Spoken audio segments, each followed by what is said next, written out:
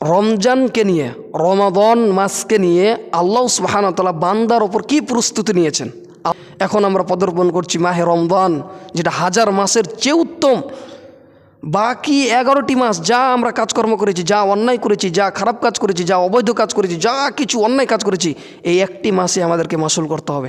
এই একটি মাসে আমাদের বাকি 11টা মাসে যা কিছু পাপ করেছি সব কিছু পাপ এই একটি মাসে আমাদেরকে কী করতে হবে, আল্লাহ সুবহানাহু ওয়া তাআলার কাছে ক্ষমা চাইতে হবে। এই সমস্ত পাপগুলো থেকে আমাদের থেকে বিরত থাকতে হবে এই একটি মাসে।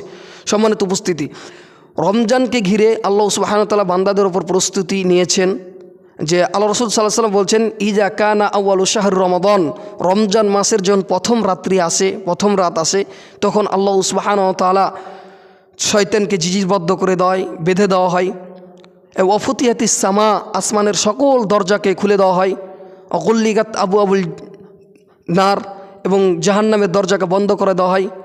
অফুতিয়াতিল আবু আবুল জান্নাহ, জান্নাতের সকল দরজাকে খুলে দেওয়া হয়, আর কখনো বন্ধ করা হয় না। এটা আল্লাহ সুবহানাহু ওয়া তাআলা বান্দাদের ওপর আল্লাহর প্রস্তুতি, রমজান মাসকে নিয়ে আল্লাহর প্রস্তুতি, আল্লাহ সুবহানাহু ওয়া তাআলা নিজে তিনি প্রস্তুতি নিচ্ছেন যে মাহে রমজান মাস এসেছে, তা আসমানের দরজা খুলে দেওয়া হয়েছে। মাহে রমজান মাস এসেছে, তাই শয়তানের হাতে জিজিরবদ্ধ করে দেওয়া হয়েছে, বেঁধে দেওয়া হয়েছে।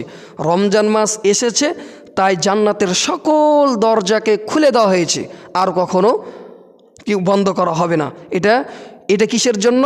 এটা রমজান মাসকে কেন্দ্র করে আল্লাহ সুবহানাহু ওয়া তাআলা বান্দাদের ওপর প্রস্তুতি।